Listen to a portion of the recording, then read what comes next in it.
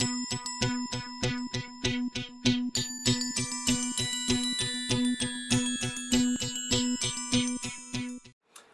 and welcome to my in-depth Blu-ray review of Son of Batman. The new Blu-ray out from Warner Brothers, the new DC Universe original movie. I always get that thing wrong, but yeah, I love these line of movies that DC are putting out, and I actually thought they'd stop doing them a couple of years ago. I think that the last one they were going to do was The Dark Knight Returns Part 2, but apparently they're still making them, and it's awesome because I really love them. And this one was kind of a divisive one. A lot of people didn't like this, and so as a huge Batman fan, I was certainly interested to see what it was like and to check out the movie for myself.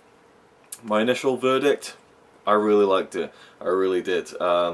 It's a really interesting story. I don't know the original comic arc that this is based on, which is Batman and Son by Grant Morrison. But for me, it really worked. The storyline follows Damian Wayne, the son of Bruce Wayne, and his mother is Talia al Ghul, and his grandfather's Ra's al Ghul, or Ra's al Ghul. But for this movie, it's Ra's al Ghul, who's voiced brilliantly by Giancarlo Esposito of Breaking Bad fame. Get back to work.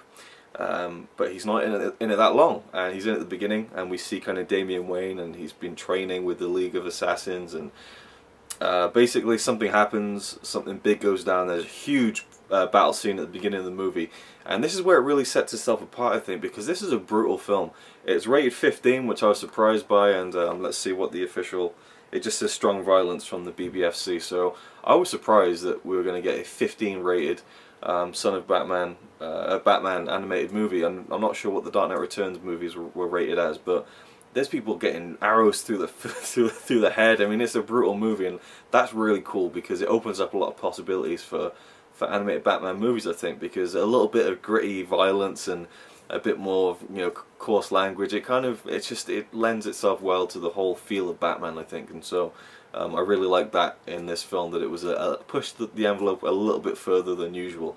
So there's a huge battle at the beginning, and then basically Bruce Wayne finds out that he has a son, and at first he's skeptical, but he takes him in for whatever reason. I don't want to spoil the plot for you. And Damian he's a headstrong boy. He's an absolute master assassin. He's been trained his whole life to be an assassin, and so you could almost point out a flaw in this film that you know, Damian is almost like superhuman. He's just like, you know, he beats the shit out of these bad guys. He's like an absolute just a badass, and it's kind of cool. But he's kind of got a bit of a mean streak in him, and he's not afraid to kill, and he doesn't have any kind of moral standing on killing, and so this is where him and his father Bruce kind of clash. And a lot of the movie, the best parts of the movie are kind of, you know, Batman taking his son out and kind of trying to not teach him, but kind of, you know, suggest and hint that he shouldn't be doing the things that he's doing, and that it's not the way that he should be doing things as his son.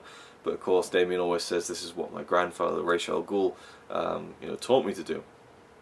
We get some, you know, the classic Batman characters in this. You know, Alfred, Dick Grayson makes an appearance. It's kind of integral to the plot, and I really enjoyed that section of the film as well. And the main villain is actually Deathstroke, who's a really interesting villain, and I think he was played very well in this film, and I enjoyed his character. And there's kind of, I don't want to go too far into the plot because I really think Batman fans should go and check this out because it's a really good one. And I'll admit it's not up there with the best. You know, it's not an Under the Red Hood by any stretch of the imagination. It's definitely not a Dark Knight Returns Part 1 or 2, and you know, it's still not as good as Year 1. But it surprised me. I really enjoyed it. It really hinged on whether you'll get on with the character of Damian Wayne, and I really did. And I liked his appearance and character, and you know, the design of his character as well in the film. It's a new Batman. The voice of Batman in this movie is Jason O'Mara, who I believe did the voice of Batman in the recent DC Universe original movie Justice League War, which I haven't seen yet. That's one of the only Justice League movies I haven't seen, and there's a trailer for it on this Blu-ray, which I'll talk about a bit later on. Let's talk about the special features. So this is like a new continuity that they're starting up, and apparently, you know, they release 2 or 3 of these a year, and they're now going to be moving forward with a continuity that has the same voice actors and the same characters within the same canon for like at least 2 films a year, I think. So that's really cool and really exciting for me personally. I think it kind of it makes you become more invested in the future you know, direct-to-video movies that will be coming out in the future. I think Jason O'Mara did a really good job. It was kind of like the voice of Christian Bale's Batman, but good. You know, it was like, it had that gruffness to it, but it wasn't too, like, it wasn't too deep. It was deep enough, and it worked for me. I love the design of Batman in this, so for me, you know, that was good, because it always hinges on whether you like the design of Batman, and there's always many different designs of him and different voice talents throughout all these movies, and I think they really hit a good one with this one.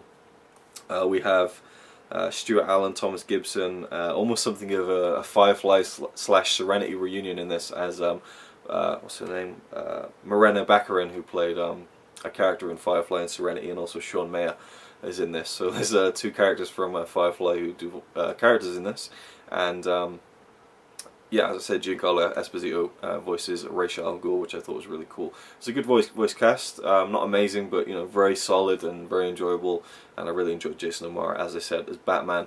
There's some good action scenes in this, but for me the standout was probably where the whole movie is headed to, which is a confrontation between Damian and Deathstroke, which seems like an impossible fight, but man, it's one of the best fights I've seen in an animated movie ever. They just did an incredible job with it. It reminded me of Star Wars in a way, you know, just the way it was set out, and then just it gets really brutal as well, and you're just like, oh god, this is it, the fight's over, and then it just keeps on going, and it's intercut between a really important part of the story that's happening towards the end, and it comes back, and there's just badass stuff happening. And Damian Wayne, if he doesn't win you over with this fight, he never will. It was awesome. Really enjoyed the ending of this movie. Overall, as a movie, you know, it wasn't fantastic, but I did really enjoy it, and I'm a huge Batman fan. And if you're a Batman fan, just as much as I am, then I definitely suggest you go check this out. And it's not too expensive either, and it's a really good Blu-ray, I think. The movie itself, I'd rate maybe a 3.5 stars out of 5. You know, it's not quite a 4-star. You know, like really great film, but it's a really solid, above average film in my opinion, as far as the Batman animated movies go. Anyway. The Blu-ray itself, how does it look? I think it looks great. You know, I've read some other reviews, and there definitely is banding. There's, you know, macro blocking and aliasing and pixelization at times, and it's down to the animation source I've read, not the actual transfer. But you know, unless you're a hardcore videophile, you're not going to be disappointed with the transfer. I think you know, the colors are great, the contrast is really good. Some of the animation is fantastic, so it just looks great on a huge TV. Yeah, not the most amazing transfer in the world. Definitely not reference quality, but I'd give it, for me, you know, a 3.5 out of 5 again. The audio was brilliant. I'd give that 4 stars out of 5. It sounded great, and a good soundtrack as well. And then finally, the Blu-ray extras. First of all, we have Strange Blood Ties, featurette on Damian Wayne. This was 15 minutes long, and it basically is it's probably my favorite one of the whole on the whole Blu-ray, because it tells you about the character of Damian Wayne in the comics.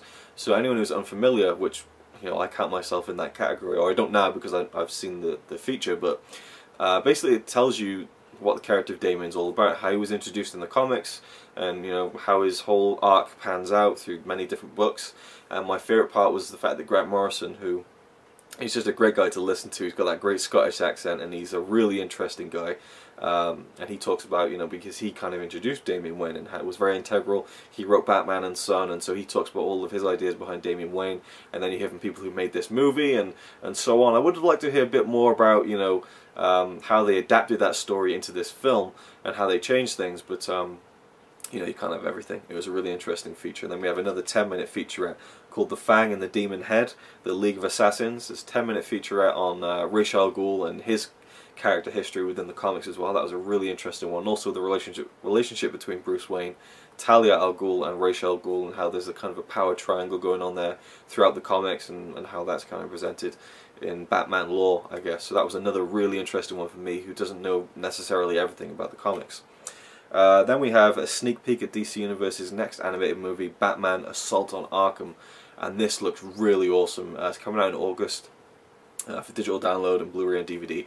I'm really excited for it. It's within the continuity of the Arkham universe, which are the 3 Arkham games, or now 4 I guess, which are Arkham Asylum from 2008, Arkham City from 2011, Arkham Origins from 2013, and this year we're getting Arkham Knight.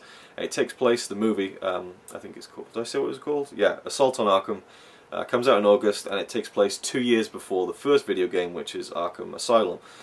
So we get to see characters that might not be in other games. The Joker's back in this, Harley Quinn, the Penguin, the Riddler. Neil McDonough voices Deadshot. Troy Baker voices the Joker, which is fantastic. Now, we had Mark Hamill to do the voice of the Joker in Arkham Asylum and Arkham City, and that was just fantastic.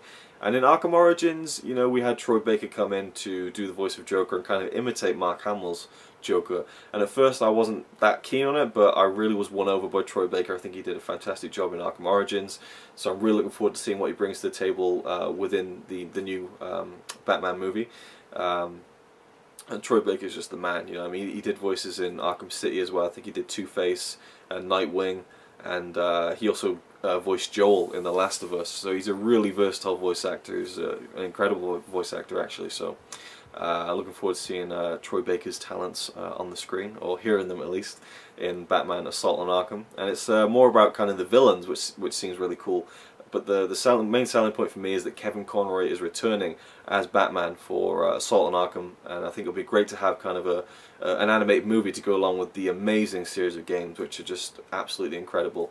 And Kevin Conroy will be returning to voice Batman in Arkham Knight at the end of this year as well, so it's all going to tie in together, and I think it's going to be a great companion piece to Arkham Knight. So you'll have a great Arkham game this year and a great Arkham movie, so that's going to be awesome. And it's about an 8-minute featurette where they kind of, the people who are making the movie talk about it. We see some kind of sneak peek shots. It's not just a trailer, we get like views of the storyboards and stuff, and some of the rough things they're working out, the characters and that kind of thing. So really cool little feature, and I think they do this in every Blu-ray. They kind of give you a sneak peek at the next one coming out. Now there's also from the DC Comics Vault 4 bonus cartoon episodes, but for me, I've not seen a lot of the Batman animated series, and I want to watch all of them from beginning to end, so I didn't watch them. They're presented in standard definition, so you know, they're not HD masters by any means, but it's still cool to have them. There's just a couple of random episodes. We have the Batman Beyond episode, Out of the Past, an episode from Batman the Brave and the Bold called The Knights of Tomorrow, and we have another episode from Batman the Animated Series, Showdown, and then finally another Batman the Brave and the Bold episode, Sidekicks Assemble.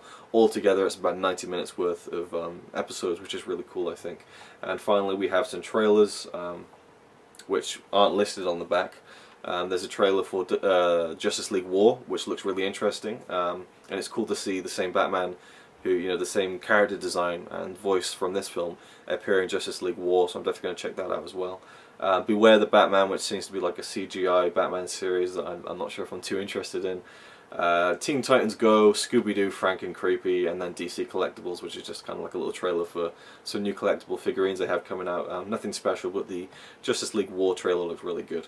So yeah, for extras, I'd give this I give it 4 stars. There's some solid featurettes on this that give you a good understanding of the background of the characters that appear in this film. You know, a great sneak peek at the next feature and some cool trailers and stuff like that. It would be cool to have a commentary or something, and again, as I said, more talk on the actual the making of this movie. Or actually, no, I forgot one. Yeah, designing the characters with Phil Barassa featurette.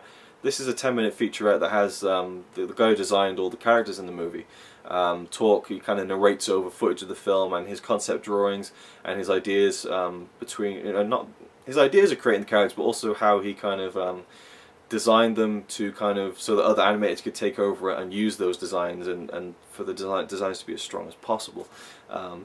So yeah, I think it's a really interesting one. Actually, it looks into the animation aspect, which was really cool. So yeah, awesome kind of Blu-ray features. 4 stars out of 5 for the features, and overall I give this 4 stars out of 5. As a Batman fan, it's a really great little film, and it's got some good extras. You know, it looks really good. You know, it's not fantastic, you know, in terms of the video transfer, but the audio is great as well. So for me, it's brilliant. If you want to see kind of a closer look at this or anything else, you know, it is region free as far as I'm aware. You know, it's 74 minutes long. We've got DTS HD Master Audio, but if you want to see kind of a closer look at this, then you can check out my kind of unboxing close look video here. You can click on that and check that out. But that's it for me. Thanks for watching. I hope you enjoyed. Tried to go as in depth as possible on this, and yeah, Son of Batman, really cool one. I recommend it to any Batman fan, and we're in the 75th anniversary now this year, as far as I believe, and so you know, it's a big deal for the character, and you know, we just got a shot of Ben Affleck as the new Batman, so that was really interesting. But I'll leave my thoughts on that for another video. But thank you for watching. Son of Batman's out now. You can buy it from Amazon and any other place, I suppose. So thanks for watching, and I'll see you soon. He says he's really cool, but I think he's a tool. Even though I'm sure he's a quite nice guy, really. He's a quite nice guy, really.